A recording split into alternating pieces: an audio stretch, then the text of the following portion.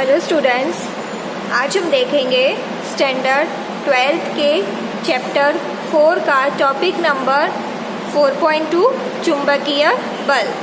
इसमें सबसे पहले हम समझेंगे चुंबकीय बल क्या होता है, उसका सूत्र समझेंगे और नेक्स्ट वीडियो में मतलब कि दूसरे भाग में हम समझेंगे कि लॉरेंस बल क्या होता है। ठीक है, तो इस टॉपिक को 4.2 को दो पार्ट में डिवाइड करेंगे। तो सबसे पहले हम इस वीडियो में समझेंगे कि चुंबकीय बल क्या होता है। चलिए शुरू करते हैं। नया चैप्टर है। अभी तक हमने विद्युत क्षेत्र, विद्युत बलों के बारे में पढ़ा था। अब इसमें हम पढ़ेंगे चुंबकीय बल के बारे में। तो चलिए, सबसे पहले तो ये आपको पता होना चाहिए कि चुंबकीय बल को बोलते हैं मैग्नेटिक फोर्स। इंग्लिश में आपको मेन हेडिंग ही पता होनी चाहिए। चलिए, तो मैग्नेटिक फोर्स है चुंबकीय बल, तो उसका सूत्र क्या होगा।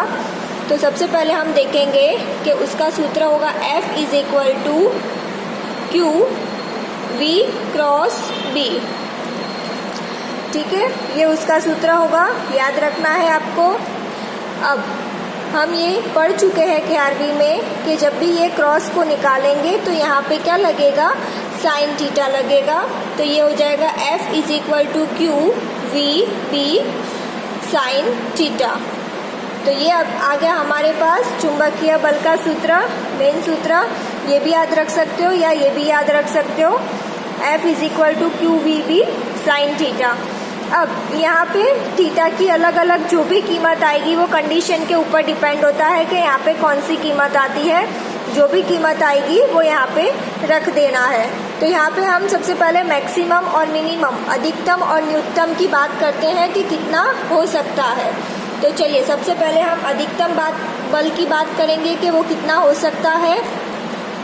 उसके लिए यहाँ पे हम लेंगे दो चुंबक। एक चुंबक का ये है नॉर्थ ध्रुव और दूसरे का है साउथ। ठीक है, तो जब दो चुंबक होंगे तो उनके बीच में क्या उत्पन्न होगा, चुंबकीय क्षेत्र उत्पन्न होगा। ये चीज़ पता है आप लोगों को। तो इन दोनों के बीच में क्या हो रहा है, चुंबकीय क्षेत्र उत्पन्न हो रहा है।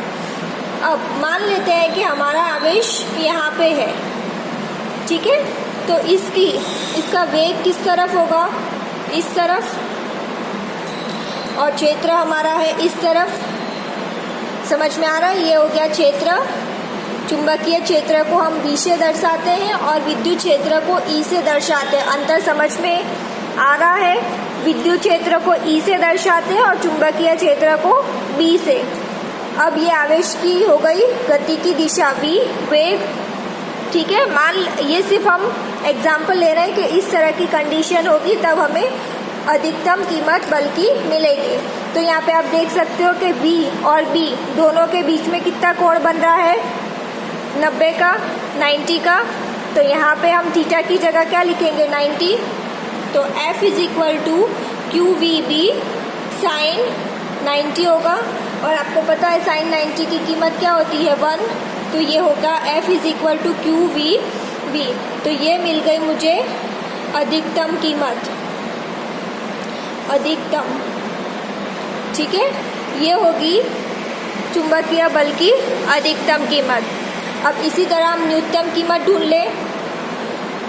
तो उसके लिए भी हम दो चुंबक लेते हैं, एक का नॉर्थ और दूसरे का साउथ, और दोनों के बीच में चुंबकीय क्षेत्र उत्पन्न हो रहा है। अब मान लेते हैं इसमें हमारा आवेश कुछ यहाँ पे है जो कि इस तरफ गति कर रहा है, तो इसका वेग इस तरफ को होगा। और क्षेत्र, चुंबकीय क्षेत्र ऐसे बन रहा है। तो आप देख सकते हो कि क्षेत्र की दिशा और वेग की दिशा दोनों समान है। तो यहाँ पे थीटा क्या होगा, 0 होगा। यहाँ पे थीटा हो रहा था 90। जब भी दो वस्तुओं की दिशा समान होती है तो थीटा हो जाता है 0। तो यहाँ पे V और B की दिशा क्या हो रही है, 0। तो हमारा बल क्या बनेगा, F = Q V B sine 0। Sine 0 की कीमत होती है 0, तो F हो जाएगा 0। तो ये मिल गई हमें न्यूनतम कीमत। ठीक है, ये होगी मैक्सिमम और ये होगी मिनिमम। तो ये समझ में आ रहा है कि मैक्सिमम और मिनिमम कब हो सकता है। बाकी इसके बीच की वैल्यू कुछ भी आ सकती है, वो आगे हम देखेंगे। तो ये हमने अधिकतम और न्यूनतम की बात करी। अब इसमें हम एक और चीज़ देखेंगे कि हमें अगर बल की दिशा पता लगानी हो तो किस प्रकार लगाएंगे। तो आपको एक चीज़ ध्यान रखनी है कि बल की दिशा पता लगाने के लिए हम कौन से नियम का प्रयोग करेंगे? पेच नियम का। ठीक है, बल की दिशा पता लगाने के लिए पेच नियम का या दक्षिण हस्त नियम, लेफ्ट हैंड रूल। अब ये किस प्रकार होता है? दोनों एक ही है, या तो पेच नियम बोल सकते हो या तो दक्षिण हस्त नियम, लेफ्ट हैंड रूल बोल सकते हो, दोनों का मतलब एक ही है। अब ये किस प्रकार होगा? तो चलिए ये थोड़ा सा ध्यान रखना। इसमें आपको हाथ इस प्रकार रखना है, आपका दक्षिण लेफ्ट हैंड लेना है और हाथ को इस प्रकार रखना है। ठीक है, तो इसमें जो ये मेरा अंगूठा होगा वो क्या बताता है? वो बल की दिशा बताता है। ये होगा चुंबकीय बल। जो पहली उंगली होगी मेरी वो क्या बताएगी? चुंबकीय क्षेत्र। और ये जो होगी दूसरी फिंगर, ये बताएगी वेग की दिशा। ठीक है, तो ये यहाँ पे मैं शॉर्ट में लिख देती हूँ कि जो थंब है, अंगूठा है, वो बताता है बल के बारे में। जो फर्स्ट फिंगर है वो बताती है किसके बारे में? क्षेत्र के बारे में। और जो सेकंड फिंगर है वो बताएगी वेग के बारे में। समझ में आ रहा है? तो आपको हाथ को कुछ इस प्रकार रखना है। अब एक एग्जाम्पल, सिर्फ एग्जाम्पल लेते हैं। मान लेते हैं मेरे पास एक प्रोटॉन है जिसको हम y दिशा में रख रहे हैं। यहाँ पे प्रोटॉन है और x जो है यहाँ पे क्या है? यहाँ पे चुंबकीय क्षेत्र है। यहाँ पे मैं लिख देती हूँ चुंबकीय क्षेत्र। ठीक है, तो ये एक एग्जाम्पल लेके मैं सिंपल समझा रही हूँ किस प्रकार इसको देखेंगे हम। तो x की दिशा में चुंबकीय क्षेत्र है, y की दिशा में हमारा प्रोटॉन घूम रहा है। ये होगा -x -y। ठीक है, और यहाँ पे z वाली दिशा ये होगी -z, ये होगी +z। अब ये z वाली जो दिशा है ये आधी अंदर की तरफ है, आधी बाहर की तरफ। जो अंदर की तरफ है वो -z, जो बाहर की तरफ है वो +z होगा। ठीक है, ये कैसे होगा वो मैं बता रही हूँ। चलिए देखिए, यहाँ पे ये हो गया मेरे पास x, ये हो गई y, और ये जो है वो ऐसे होगी कुछ इस प्रकार। देख सकते हो, जो अंदर जा रही है वो -z और जो बाहर की तरफ आ रही है वो +z।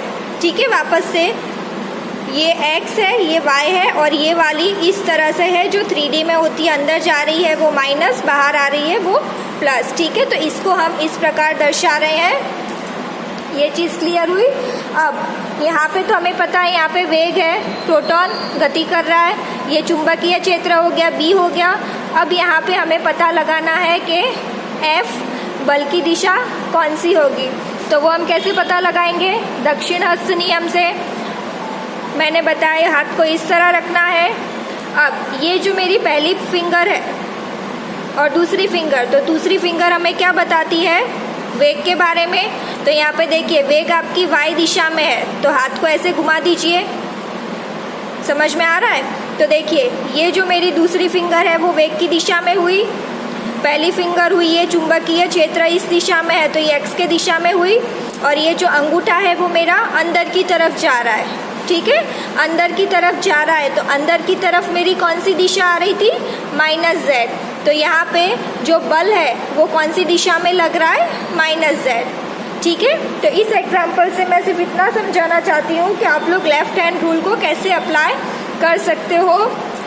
और एक चीज़ याद रखना है, यहाँ पे जो बल है वो Q, V, V तीनों पर निर्भर करता है, और जो थीटा आया होता है उस पे। तो यहाँ पे आपको जो इम्पोर्टेंट है वो है सूत्र याद रखना है और ये नियम याद रखना है बल ज्ञात करने के लिए। आई होप आपको ये समझ में आया होगा कि कैसे इसको अप्लाई करते हैं।